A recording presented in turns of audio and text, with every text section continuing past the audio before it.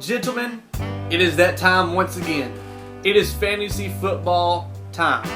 And before I get started, I just want to make mention that we now have these awesome bandwagon t-shirts. You see here? Pretty sweet. Thank you, Adam, for hooking the league up with those.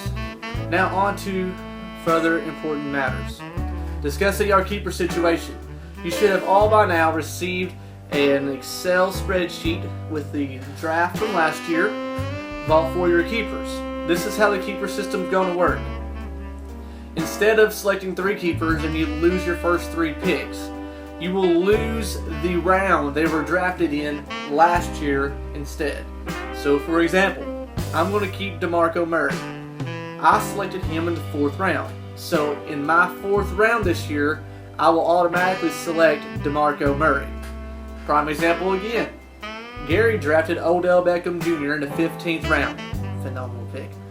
If Gary decides to keep Odell Beckham as a keeper, Gary will lose his 15th round pick, and in that slot will be Odell Beckham Jr.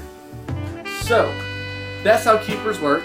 And I did have the question earlier today. If you keep a person who was not drafted last year, so a free agent, they will be your last pick.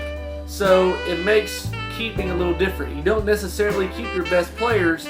Look through your draft from last year. If you got a stud at 15 or 13, you're like, well, I drafted this guy in the 13th round. He's not fantastic, but he's definitely going to go higher. Probably be a 7th or 8th round pick. It'd probably be a good choice to keep him. So that's how our keeper system is going to work. If you have any questions, text me, email me, so on and so forth. Saturday night is our draft. Be there at 7 p.m. It is at the gym again. I need your keepers by Wednesday at 9 o'clock so that way I can send an email out to everyone. That way you're not counting on keeping Aaron Rodgers or selecting Aaron Rodgers. And Lord behold, I kept Aaron Rodgers. That way it will let everyone kind of have a better strategy of who they can and cannot select, when, so on and so forth. So keep that in mind. Bring $5 Saturday night if you want some pizza. It's going to be a great time. So guys, let's have fun this year and let's tear up some fantasy football.